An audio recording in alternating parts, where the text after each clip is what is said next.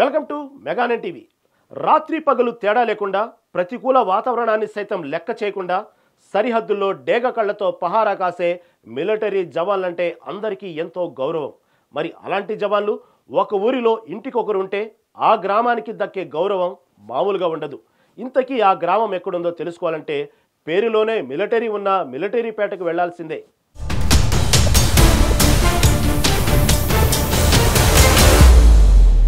ఒక్కో ఊరికి ఒక్కో ప్రత్యేకత ఉంటుంది. అలా ఉన్న ఊళ్ళ ప్రత్యేకతే దేశభక్తి. దేశాన్ని కాపాడాలనే ధ్యేయంతో ఊరి జనాలు సైన్యం బాట పడతారు. సైన్యంలో చేరడం అంటే ప్రాణాలతో చెలగాటమని తెలిసినా లెక్క చేయరు.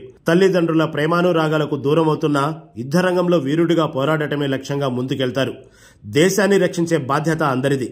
కాబట్టి ఇంటి నుంచి ఒకరైనా సైన్యంలో చేరాలనే ఆశయంతో ఒక ఊరిలోనే ఎన్నో కుటుంబాలు ఆర్మీలో చేరాయి.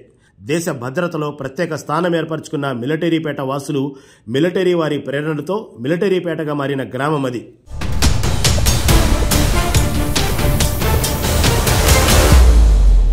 డాక్టర్ బిఆర్ అంబేద్కర్ కోనసీమ జిల్లా కాట్రేనికోన మండలం కందిపప్పు పంచాయతీ పరిధిలోని మిలిటరీపేట ప్రత్యేకతను సంతరించుకుంది. పూర్వం మిలిటరీ వారికి ఈ ప్రాంతంలో ప్రభుత్వం భూములు ఇచ్చింది. వారు ఇక్కడ నివాసాలు ఏర్పరచుకుని ప్రభుత్వం ఇచ్చిన భూములను సంరక్షించుకునేవారు. వీరి ప్రేరణతో ఈ ప్రాంతంలో పలువురు దేశ సేవలో భాగమై మిలిటరీలో రాణించారు. గతంలో కుటుంబానికి ఒక్కొక్కరు చొప్పున మిలిటరీలో ఉద్యోగాలు సంపాదించారు. వీరిలో కొందరు రిటైర్మెంట్ తర్వాత స్థానిక ప్రభుత్వ రంగ సంస్థల్లో సెక్యూరిటీ ఉద్యోగాలు చేస్తున్నారు. మరికొందరు మరణించారు. ప్రస్తుతం యువత మిలిటరీ వైపు ఎంతో ఆసక్తి చూపడం ఆనందదాయకమన్నారు.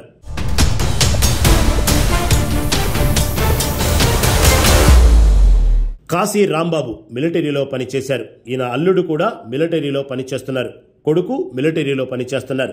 తాను రిటైర్మెంట్ తర్వాత కొంతకాలం లైట్ హౌస్ లో సెక్యూరిటీ విభాగంలో పనిచేశానని ప్రభుత్వం తనను ఆదుకోవాలని అంటున్నారు. నా పేరు కాశీ రాంబాబు అండి. నేను 84లో ఆర్మీలో సెలెక్ట్ అవ్వనండి. 2002లో రిటైర్ అయిపోయాను. కానీ ఇప్పుడు అమలాపురం స్టేట్ బ్యాంక్ లో చేసి మళ్ళా లైట్ హౌస్ కూడా చేస్తున్నానండి. మా అబ్బాయి గారు కూడా ఆర్మీ అండి. ఇప్పుడు జమ్మూ కాశ్మీర్ శ్రీనగర్ లో ఉన్నారండి మా అబ్బాయి గారు. ఇప్పుడు ఆయన మాత్రం ప్రజెంట్ చేస్తున్నారంటే ఇంకా రిటైర్ అవ్వలేదు. మా అల్లుడి గారు కూడా ఆర్మీ అండి.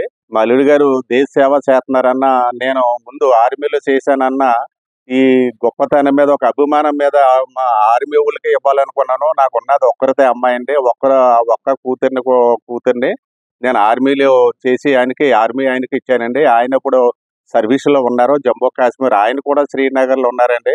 ఇది మిలిటరీ పేట పేరు ఎందుకు వచ్చిందో నేను చెప్తున్నానండి. ఇది వరకు మిలిటరీ వాళ్ళకి ఇక్కడ మిలిటరీ వాళ్ళు చేసేటప్పుడు ఇక్కడ తలకు ఒక 5 ఎకరాలు పొలాలు ఇచ్చారండి. మొత్తం అన్ని తుప్పలన్నీ కొట్టి ఈ ఫస్ట్ ఈ మిలిటరీ వాళ్ళే ఇక్కడ వాళ్ళ 5గురు కూడా చిన్న చిన్న గుడిసెలు వేసుకుని కట్టుకున్నారండి. ఇల్లులు కట్టుకున్న తర్వాత వీళ్ళు ఇక్కడ ఫస్ట్ కట్టుకున్నారు. కాబట్టి వీళ్ళు ఏం చేశారంటే ఇంకా ఒక్కొక్కరు వచ్చి ఇంక ఇక్కడ పెద్ద మిలిటరీ పేట అయిపోయిందండి. ఈ ఫస్ట్ మిలిటరీ పేటలో మిలిటరీ వాళ్ళు కట్నంలో ఇది మిలిటరీ పేట పేరు ఇచ్చిందండి. ఈ పేట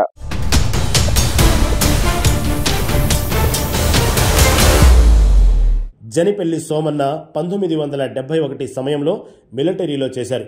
ఆ సమయంలో యుద్ధం కూడా జరిగిందని, 1975లో సోమన్నతో తనకు వివాహం జరిగిందని ఆయన భార్య తెలిపారు.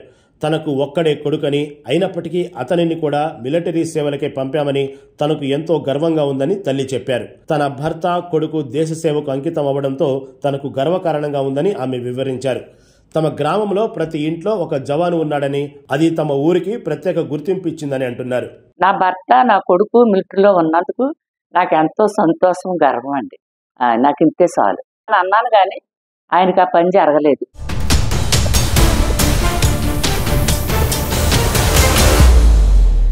ఈ ప్రాంతంలో ప్రస్తుత యువత మిలిటరీ వైపు మొగ్గు చూపడం లేదు. వివిధ రంగాల్లో స్థిరపడుతున్నారు. మిలిటరీ నుండి ఉద్యోగ విరమణ పొందిన వారికి ప్రభుత్వం సత్వర సహాయం అందించినట్లయితే ఈ దేశ రక్షణ పట్ల మరింత ఆకర్షితులవుతారని ఈ ప్రాంతంలో కొంతమంది అంటున్నారు. స్థిరపడి ఉంటూ ఈ గ్రామానికి మిలిటరీ పేటను రావటం మాకందరికీ గర్వకారణంగా ఉందండి. ఇంకా మిలిటరీలో చాలా మంది చేస్తున్నారు ఉద్యోగులు. మిగిలిన ఉద్యోగస్తులు కూడా ఇక్కడ లైట్ హౌస్ ఉంది, లైట్ హౌస్ దగ్గర జాబ్ కూడా చేస్తున్నారండి. ఇది మా అందరికీ చాలా గర్వకారణంగా ఉంది.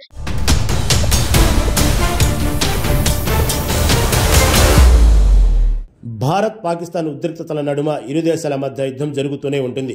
సో ఈ సమయంలో దేశ సైనికులకు అండగా నిలవాల్సిన అవసరం ప్రతి భారతీయ పౌరుడిపైన ఉంది. సైనికులను గౌరవించడం అనేది మన కనీస బాధ్యత.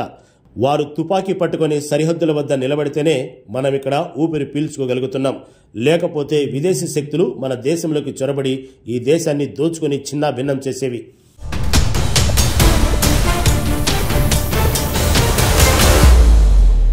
ఉగ్రవాదులు స్వైర విహారం చేసేవారు.